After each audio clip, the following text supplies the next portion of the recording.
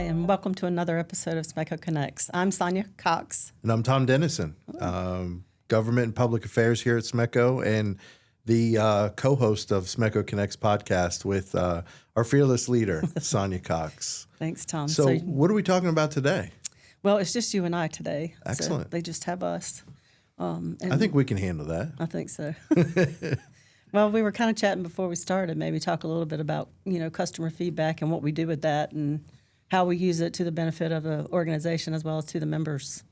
Yeah, it's a great topic, I think. And so much of what we do on a daily. Is about responding to questions we get from our members, questions we get from elected officials, and questions that we get from our board of directors who you interact with every day. Right. So I think so much of what we do is based on feedback that we receive or complaints that we receive in some cases, and how we respond to it. So if I could, I'll just give you a quick example. Sure. One of the most frequent calls I get is about streetlights, and whether it's an elected official or just a member of the community, they'll call and say a streetlight on X road or whatever is out, and normally it's just an email. I can send it over to operations, and they'll send a service truck out in the night and replace the bulb in there or troubleshoot it and see what's going on. But, in one case we had in Waldorf recently, there was it was a senior citizen's place, and there was a street light out, and I thought it was just a simple fix, right? Well, it turned out to be a much larger job where we had to replace a lot of the underground cable that went to a number of the lights. And of course, there was a shed put on top of the underground cable. There was, it was not just as simple as sending a service truck out there and getting it fixed. So the moral of the story is that we got the request, and I was able to communicate to that member who the senior citizens who lived there were just concerned about safety. Right. They didn't have any lights in the parking lot, and they were concerned about it, and they were wondering why it took time to do it. And my interaction with our foreman and our underground crew contractors was very helpful to kind of let them know that it wasn't just we'll get this done tomorrow kind of thing. Right. It was going to take a little bit of time. So I think that's one example, and it may sound small to some people, but it was a big deal for those folks. Yeah, and I agree. I mean, we get a lot of calls about streetlights being out for that same safety reason. And I know that we had an issue over in Calvert in front of the Walmart on Route 4 where one of our members had called. Because, we ride down the road during the day and Sure. the streetlights aren't on. So one of our members called and said, you have a whole row of these lights out in front of the Walmart. So we sent people over, and we thought we had it fixed. And then he called back and he said, well, it's still not fixed. And then I found out later after talking to some of the guys over in engineering that the way, many, many years ago that we did streetlights, they didn't necessarily all hook together or, like you said, the lines had to be replaced, with more modern type of things to get them all back on. But because he was nice enough to call and let us know that was happening, we were able to find it and fix it. Of course, with that one, we had to get State Highway involved because we had to close the lane to get to the poles and the street lights. So. Yeah, what most people think is a very quick job sometimes just requires more resources, and that's a big deal. Right. And so speaking of street lights, we have this issue quite often. So one of the things that we're doing now in response to some of these issues is we are installing LED lights, and we're putting what's called a UV cell in it, which actually sends information back to us to a system that we have that tracks all of our street lights and will let us know when a street light is out. Or it also has a tilt feature, so if a car backs into one or hits it and the pole tilts, it lets us know that as well. So we can be more proactive and get out there and take care of it before the member has to actually call us. we're finishing up a pilot for that over in Prince George's County. Yeah, I was going to say that's in Prince George's, and I know that was a big step for us. Right. And I think it's going to be a wise investment that maybe once this pilot is complete, we can expand it to other areas. Right. Yeah. I mean, that's the plan, but we'll see how that goes. Yeah, no, it's great. And I think another way that feedback is so important to us is when it comes to reliability. And certainly when someone loses their power, it's oftentimes you can pinpoint it. There was a feeder outage that affected their home or business, or there was a storm or something. But it's those blue sky day ones that are kind of tricky. And sometimes if it's an isolated outage and not everybody on their street or everybody in their neighborhood, we like to know that, because a lot of times we find that there's a bad service connection. A lot of times it could be an underground connection, Right. Or something that we need to know that. Right. And 9 times out of 10, if there's a feeder outage, when the feeder's restored, everybody comes back on. But in some cases that just doesn't happen, and we don't know until we're told. Right. About it. I mean, we would know based on like the meter data and the AMI, the automated meters that we have that are sending information back to us, and we can find it that way too. But the member calling into our call center, calling you, calling me, calling whoever, that really kind of gives us a better direction. Yeah. I mean, there's some other things that we've done as far as offering more ways to pay your bill and, using more electronic payments and things like that, were things that members brought forward and said, we would like to see this happen. So, yeah. And I think it's helpful too. We do a lot of surveying, of our, membership. We try to solicit their feedback on, are you looking for more ways to pay? Are you looking, are you getting enough information on how to save money on your electric bill?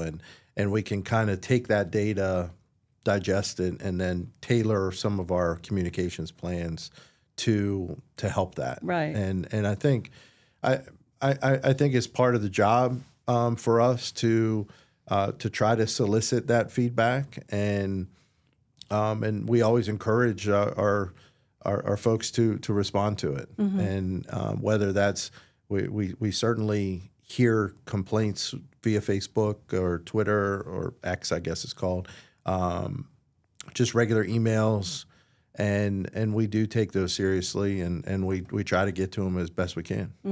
yeah, it's true. And like you said, like board members, the 15 board members that we have represent all of our membership. So there's times where if a member knows a board member personally, they'll call them with an issue, and then the board member will call here, and then we'll handle run those it down. as well. Yeah, Yeah. that's what we do. Yeah, and I think I know a big one is where customers are concerned about trees nearby, and we'll respond to those as well, and a little preventive maintenance is always a good thing, and I know that we have a very aggressive vegetation management program, but sometimes it just there's trees that grow faster than others. There's spots that were missed or things that need to be addressed more quickly. So Right. if you have a concern about that, reach out and let Right. us know, Right. and we'll go out and address it. Yeah, I mean, because there are times where it's even, we might write out a line and look to see what needs to be trimmed, but you end up like with a live tree that sometimes for whatever reason can fall over. There was one on my road I was trying to get out of the house one morning to come to work, and I live on this little narrow road, and one of the neighbors' trees, it had been raining a lot, and the tree was a great tree. She was upset because it was her favorite tree. It just came up by the root and just fell over the roadway. It missed our line, not by very much, but Wow. it missed it. But anyway, I couldn't get out that morning. It was, No, I bet. but anyway, so that's just an example too of something that wouldn't have been trimmed because there was nothing wrong with it, Yeah. not from the inspection. Well, of course, and I know another thing that we try to do is make things easier for folks. And another example of that is with our annual meeting. I can remember a time where you had to actually go to our annual meeting and vote. I remember a time where you had to formally request a ballot from our contact center. If you needed to mail in. If you needed to mail in a ballot. And so we listened and we wanted to make it more convenient for folks to vote in our annual meeting. And so we now offer online voting. We now offer everyone gets a ballot in the mail. We try to send out messages to people ahead of time to keep their eyes open for the ballots. And we've seen a lot more participation. I know we'd always like to see more, but we went from a time where we were getting less than 1,000 votes, Right. and now we're 10 times that, Right. which is great. Yeah, I mean, it just gives everybody the opportunity to participate in the governance process and make sure that they vote for who they think will best represent their needs as far as a member of the board goes. So yeah, I'm happy that we're getting more participation in the annual meeting. Yeah, and Sonja, one of the things I think that you do is, we all wear our co-op pride kind of on our sleeve, and that we are we're a member of the community, and we're members of the community, and we're accountable to our membership. So I think from that standpoint, as a co-op, as a not-for-profit organization, soliciting and responding to feedback is one of the things we do every day. Right. Is that kind of how you address it as well? Oh, yeah, I agree. I mean, we're in the community and people are talking to us. We wear our SMECO gear and, you work at SMECO. And so, they want to talk about maybe an issue they're having or maybe something good. I mean, there are times where we get great feedback. And I really appreciate those times as much as I appreciate the other times. So, because if there's a problem, I definitely want to know about it and I want to do what we can to fix it. So, but I love getting the notes about, nice things we did. I forward those to John, post some of those in our employee newsletter, as well as, sharing them with the board and just sharing them with whomever the compliment was about. And I love when people say, I've lived a lot of places and it's always great to live on a co-op line. So I know we take a lot of pride in that. Yeah, we do. And quite honestly, it's the core of our reputation. And if that starts to erode away, where people lose faith in their reliability or lose faith in being able to restore power as quickly and as safely as we can, I think it really makes our jobs much more difficult to, when it comes to rate cases and things. We establish that level of trust with people, Right. and they understand that things cost money and that we're not overcharging and we're not doing something untoward to them. So it's a big deal for us to take that feedback, really learn from it and try to address it. Right. Yeah, and back to the annual meeting, we also have a business meeting, where we announce the results, but members can come there also and provide information to us, give us feedback, and ask their questions, and we always follow up on those things as well. As a matter of fact, I think we got a podcast out of the last annual. Oh yeah, we did. Yeah, we had a gentleman come in to talk about the Green Rider program we have, where our customers can sign up for a all renewable energy option when it comes to their standard offer service that we provide, and it was great. I mean, he was persistent on that, wants us to promote it more. So he came in for a podcast, and I think that'll be coming out soon. I'm looking forward to it. Right. And that's one of the reasons we put the Green Rider in place, is because we had some members that wanted that, you Right. know, that I requested that, you know, I'm willing to pay extra. And they do. They, you know, the average customer is going to pay another $30 a month for Right. the you know, for getting green power, but they choose to do that. Sure. So, but that was another case where we had feedback to come in, and we did something about it. Yeah, and help to justify what we're doing, and if we can't respond to it, we at least need to explain why. Right.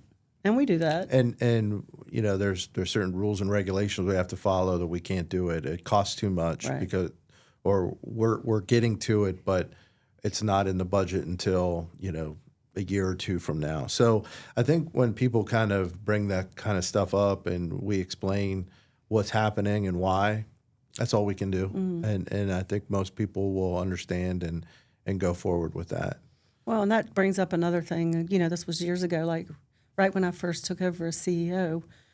We had some of our membership that had asked us to consider, as the co-op, getting into the broadband business. Oh, yes. Yeah, that's a great point. There was a lot of that request. So, you know, we did our due diligence, because no matter what we get into, we never want to put our membership at risk, right? Right. On the electric side and the reliability side. So, I mean, we did a feasibility study on that project, and it turns out it wasn't a good thing for us to get into.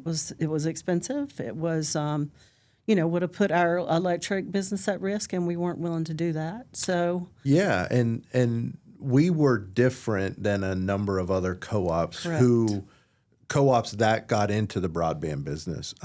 Many of those co-ops were in much more rural areas, had many more unserved customers from the high-speed internet side.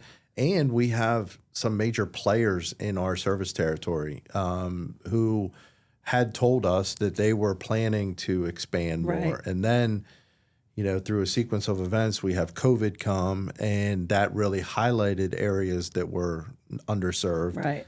Then the government gets involved and provides more money to these existing providers Right. so that they can expand their service more. And I think, you know, we did the due diligence. We had consultants, and I can remember sitting around those boardrooms with you talking about this, and I think we made the right decision on that. Yeah, I do too. But we had to explain it. Right. I can remember talking to a number of the elected officials who were like, "Why aren't you guys doing this?